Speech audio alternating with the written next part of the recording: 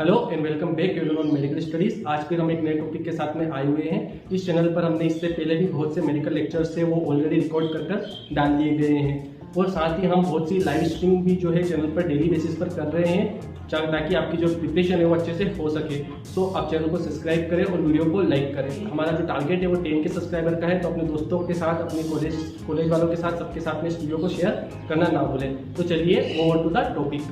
जो आज का हमारा टॉपिक होने वाला है वो हमारी ह्यूमन आई के ऊपर होने वाला है।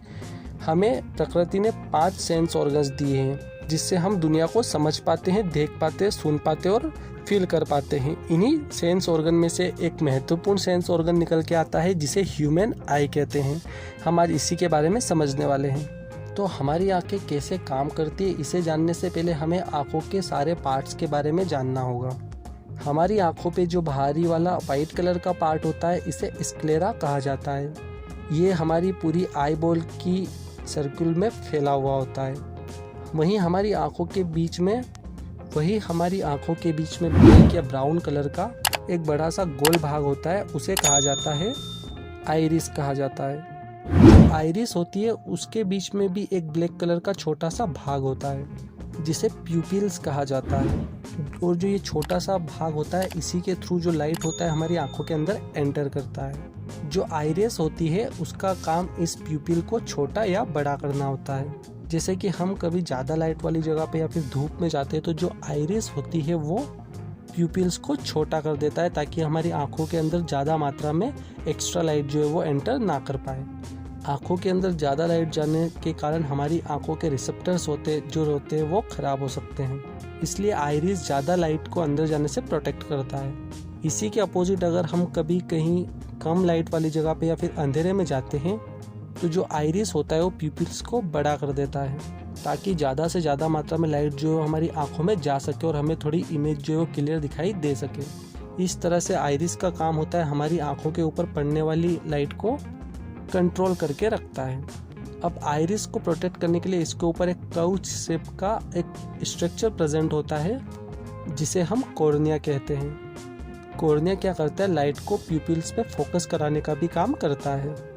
वही कॉर्निया के अंदर एक प्रकार का ट्रांसपेरेंट लिक्विड भरा हुआ होता है जिसे कहा जाता है एक्वस ह्यूमर कहते हैं। अभी तक हमने आंखों के सिर्फ बाहर के भागों के बारे में जाना है।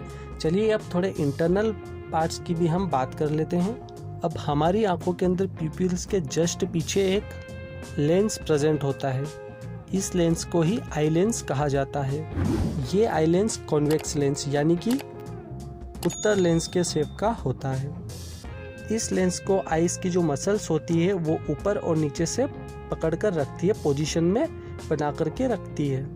और इन मसल्स का नाम क्या होता है, सिलेरी मसल्स इन मसल्स का नाम होता है जो कि इसे पकड़ करके एक पोजीशन पे होल्ड करके रखती है। सिलेरी मसल्स नाम याद रखना। और हमारे आंखों के आई लेंस की एक खासियत होती है, ये अपना शेप जो है वो बदल सकते हैं, यानी कि ये खुद से मोटा और पतला हो सकते हैं। और इसे पतला और मोटा करने का काम जो आई लेंस को पकड़े हुए ये सिलेरी मसल्स होती है ये करती है। जब लेंस को पतला करना होता है तो ये सिलेरी मसल्स ही होते हैं जो कि इसे खींच के पतला कर देते हैं, और जब मोटा करना होता है तो ये लेंस को लूज कर देते हैं। अब आँख के अंदर जो मिडिल पार्ट होता है वो खाली टाइप का ट्रांसपेरेंट लिक्विड से भरा हुआ होता है जिसे विट्रस ह्यूमर कहते हैं। यही विट्रस ह्यूमर का काम क्या होता है, आँखों को गोल शेप प्रोवाइड करना। इसी के कारण जो आँखों की जो शेप होता है वो राउंड शेप होता है। अगर ये आँखों से निकाल दिया जाए तो आँखें जो रहेगी वो पिचक जाएगी।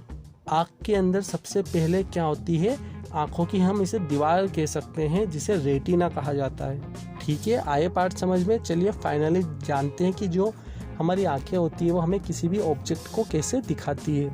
जैसे कि हम कभी भी कुछ देखते हैं, जैसे हमने किसी एक ऑब्जेक्ट को देखा तो क्या होगा, उस ऑब्जेक्ट की लाइट जो रहेगी वो हमारे आँखों के प्यूपिल से होते हुए हमारी आँखों के अंदर एंटर कर जाती है और जो आई लेंस होता है उससे टकराती है। अब जो आई लेंस होता है वो इस ऑब्जेक्ट को रेटिना की सरफेस पर फोकस करता है। अब जो रेटिना होता है उसके अंदर इस ऑब्जेक्ट का इमेज जो होता है वो उल्टा बनता है। रेटिना के ऊपर कोई भी इमेज उल्टा इसलिए बनता है क्योंकि आप लोगों ने फिजिक्स में पढ़ा होगा कि जब कोई लाइट कॉन्वेक्स लेंस से होकर गुजरती है तो ये लेंस उस लाइट को उल्टा कर देता है। और हमारी आंखों का लेंस भी कॉन्वेक्स लेंस की शेप का ही होता है। यहाँ पर एक और बात ध्यान देने वाली है, अगर कोई ऑब्जेक्ट हमारी आंखों से दूर होता है तो ये लेंस पतला हो जाता है, और जब कोई ऑब्जेक्ट आंखों के नज़दीक होता है तो ये लेंस मोटा हो जाता है। जैसा कि हमने पहले देखा है कि लेंस को मोटा और पतला जो सिलेरी मसल्स होती है वो करते हैं, और ये ऐसा इसलिए करते हैं ताकि उस ऑब्जेक्ट का एक क्लियर इमेज रेटिना पे फोकस्ड होकर बन सके।